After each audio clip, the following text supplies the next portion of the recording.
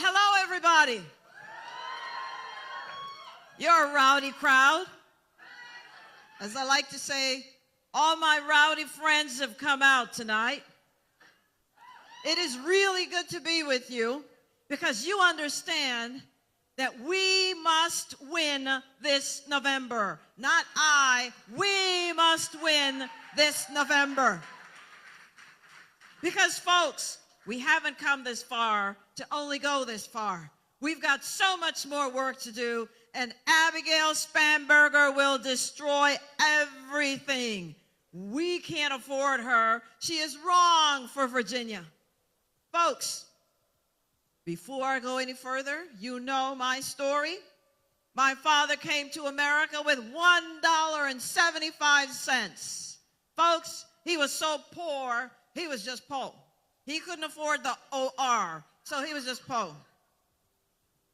And my father took any job he could find. In fact, he took 3 jobs at one time, and then he put himself through school. Education lifted my father out of poverty. Education will lift our children out of poverty. That's the American way.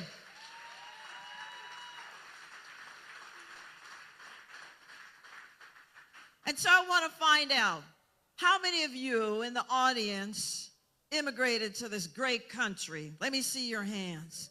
Look at the American dream. Look at the American dream. And so we understand what socialism looks like, don't we? Yes, we don't want it here in Virginia. We left that back in the old country. Folks, I'm thinking about these politicians, like my opponent, Abigail Spanberger, and she says, well, you know, she loves us. She loves and loves and loves some more. Well, let me tell you what love looks like.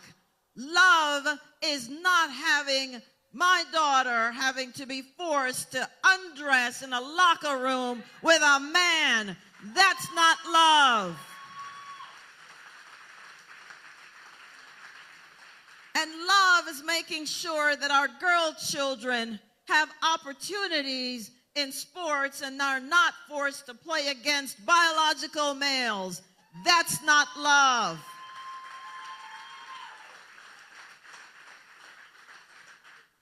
And then we have a politician who says 2 bullets to the head of his Republican opponent and also bullets for his 2-year-old and 5-year-old children. Is that love? No. And Abigail Spanberger, instead of saying, Jay Jones, you've got to go. Wait a minute. Abigail,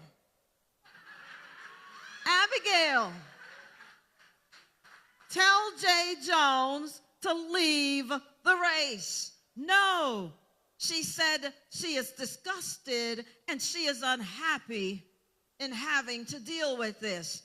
We're talking about murder, but she's disgusted and unhappy. Really? That means she will not protect us because this is a Democrat who wants to kill his Republican opponent and the opponent's children. Is that what we are in America? No, that's not love. That's not love at all. Her kind of love is not the love that we need. Her kind of love is a cunning, calculating, cowardly love. We need someone who will stand up for all of us, no matter how we vote. That's what we've been doing these 4 years, and I will continue that.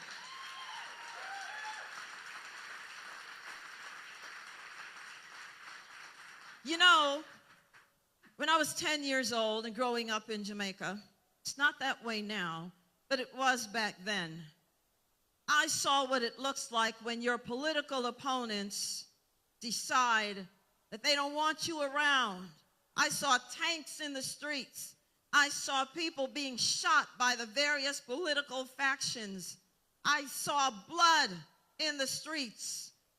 We cannot have that here. You know, when I was running in 2001 for the House of Delegates, when I lived in Norfolk, I experienced political violence because my opponent's supporters, they were awful. No, they were wicked. Because I had death threats and they were so credible that the state police had to come and wire my house and wire my phones, and I had young children. And then I had to get a protective order against one of his supporters. And then he violated it, and so he went to jail. And do you know who his attorney was? That's right, my opponent. And my mother called me from Jamaica, and she said, they're going to kill you. And I'm her only child. And I said, no, Mom, they don't do that in America. But look what we've seen now. That was 20 years ago, and here we see the fruit of what they have been saying all these years. Charlie Kirk was murdered. And then we have Abigail Spanberger refusing to tell Jay Jones to get out of the race. You know, if Jay Jones had come to her for a job and this that he said came to light, she would never hire him. So if he's not good enough to work for you, Abigail, then he's not good enough to work for the people of Virginia. Get him out of the race. This is not hard. But then again, this is Abigail, who, when it came to D.C., she voted to lessen the crimes that were committed in D.C., that you could just get out of jail quicker and no cash bail quicker. It was so bad, this bill, that even Joe Biden vetoed it. Even Joe Biden said, no, we can't have this. We must have law and order. And that's why I'm so grateful to those who put the uniform on every day and protect us.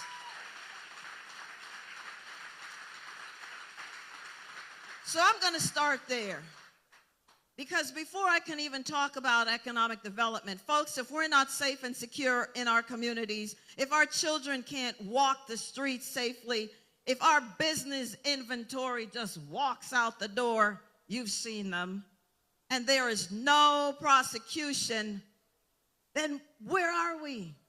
So that's why I'm saying we need to make sure that we don't get rid of law enforcement and Department of Corrections personnel, the opportunity that they have to be protected under qualified immunity, and we're not going to defund them either. Now let me explain. If you get rid of their qualified immunity, what it means is if they go out on a call and something happens, their homes will be taken. Every asset that they have will be taken. Would you take that job? No, you wouldn't. And that's why I've heard from so many law enforcement that says, Lieutenant Governor, if you don't win, which I will,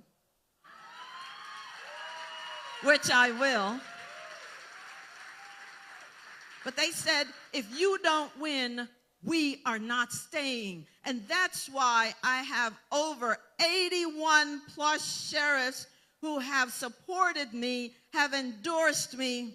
And let me tell you, that's historic because no one has ever had that many sheriffs. And I'm talking about Republican sheriffs, independent sheriffs, and Democratic sheriffs have supported me. You know, this isn't hard. But you see, again, my opponent is calculating and she's cunning. Let me tell you something else. She's already said that she is going to tax us even more. Why? Why? Because she is going to grow government, but I am going to grow business. I am going to grow jobs. That's what this is about. We have given you back, you've already heard, $9 billion of your own money. You work hard for it. You need to create generational wealth. My dad needed every dime he earned for his family. And how dare the government just continue to say we need money for this and money for that. and another government program and another government program. No, you make the money. You should keep as much of it as possible. How many of you just got a check in the mail? Exactly. That's how we do it. Folks, we cannot afford her. Abigail Spanberger is too expensive. You know, she's also said she's going to get rid of the gas tax. I think not. Let me tell you how I know. Because the governor put it in his budget this year to get rid of it, and the Democrats said no, and we had the money. And you know, when I came home and I saw that car tax bill, I did a video. I don't know how many of you saw it. And I ripped up that bad boy. I sure did. I was ripping it up, and I said, we're going to get rid of the car tax. We're going to get rid of the car tax. I'm not compromising. And then it occurred to me, you still got to pay it. So I taped it back up and sent in the check. Governor, I did that. Because I'm a law-abiding citizen, just want you to know. But it is time. It is time. You know, I have a Honda that I drive. It's not even vintage. It's 13 years old. It's just a little old Honda. And yet I have to pay a car tax. Why? But let the check engine light come on, and the government isn't going to pay for my engine. No, that's right. So we're going to get rid of it once and for all. It is time.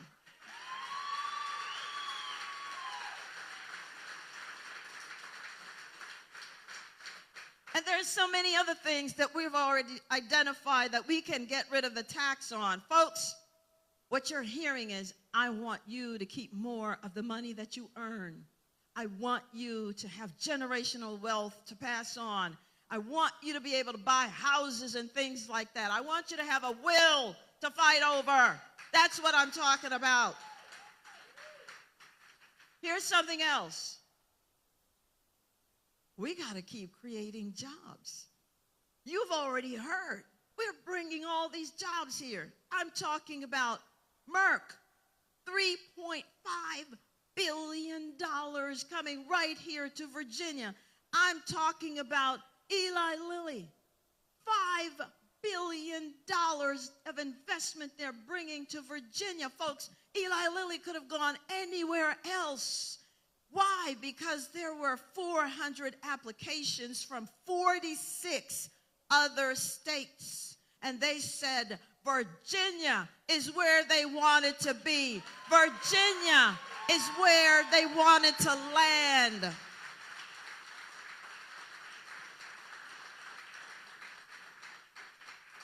Because they see the policies that we have that will help them to grow. And every business that we land is a job that we're creating, is a family that's helped, which continues our economy.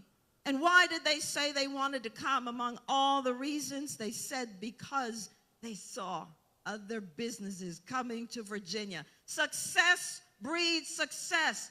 Abigail's problem is she was never around when we were doing all this work. We've been doing the work, Abigail. Where have you been? Oh, in Congress. That's right. So I don't need on-the-job training. No, I am ready to take command on day one.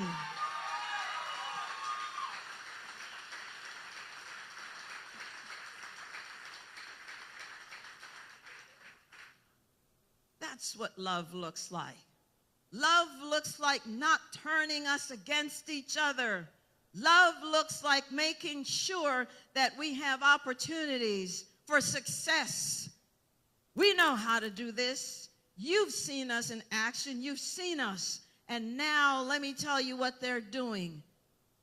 My opponent in the summer was asked over and over again if she was going to redistrict Virginia, and she said no, and Winsome also said no many times. But guess who broke their word to the people of Virginia? Abigail, because on Wednesday, a group showed up, the National Democrat redistricting people, and they gave her $150,000. She took the money and she sold us out for $150,000. And the next day, we're now redistricting. If she will do that, what we can see and verify, what is she going to do behind closed doors? Folks, we cannot afford this woman. She will sell us out for $150,000. Now we know she has a price. I told you she's expensive. We don't want her in Virginia. I know where she can be governor. I hear the governorship is open in California. California, that's where she can be governor, because that's where all those policies work. Here's the other thing. I hear she always talks about the cost of living. Well, you know what drives up the cost of living? The price of energy more than anything. And Abigail has already said she is going to get rid of oil and gas in Virginia. And then what? And then what, Abigail? What do we do? You heard me on the debate stage, because I said to her, the sun goes down, there's no sun now, and there's no wind, which is all she wants. And then what do we do? Because, I don't know about you, but when I turn the lights, that switch, something needs to happen. Something needs to happen. Folks, this is serious stuff. This is adult stuff happening. We need clean coal, we need oil, we need nuclear, we need natural gas, and yes, we need sun and wind. But don't gaslight me and tell me only solar and wind, because now Maryland, which only has the solar and wind, they're feeling it. Their cost of living has gone up 22% because of that nonsense. And not only that, businesses are leaving Maryland and they're coming to Virginia. And I say, come on down, the water is fine. Because we know how to grow businesses here. Folks, you're looking at desperate people. They know we're going to win. They know we're going to win because we have common sense ideas. Ideas that will help you to grow your business. Ideas that will protect you from predators. Ideas that will make sure your child has a good education, which will lift them out of poverty and start them on their way. Ideas that bring us together. You know, my psalm that I love is Psalm 133. How good and pleasant it is when brothers and sisters, I'm just going to add that, when brothers and sisters live together in peace and harmony. And so that's why I love the Billy Joel song, go ahead with your own life and leave me alone. That's what I say. So folks, we've got a decision to make. We cannot do this without you. God has given us in this great country the ability to choose those who would lead us. And so I'm asking you to make a choice, not for you, but for your children and your children's children. Because we want them to not be fighting the Civil War every time I turn around, because we have politicians who keep tearing off the Band-Aid and never allowing this wound to heal. We cannot afford these people. That's what we left in the old country. That's not what we want in America. We've seen that. We don't want that. We want freedom. We want liberty. You know, I remember when we were running, and when our Attorney General would talk about it, and he would talk about Castro.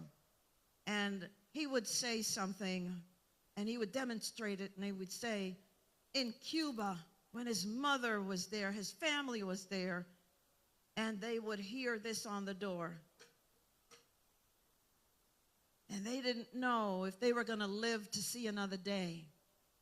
That's not what we want here. And you know, in Jamaica, we had a prime minister who came to power, and that man made us a socialist country, brought Castro over from Cuba because Cuba is only 45 minutes away, brought Russia and Russian money, started building things, took away whatever we owned and said it was the government's now, and destroyed our economy.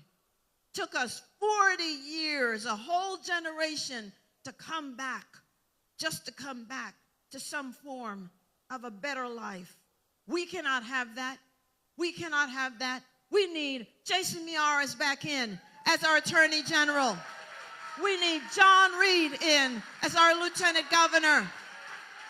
And I'm asking you to please vote for me so that we can continue the great successes that we've already begun. God bless you, and God bless our great United States of America.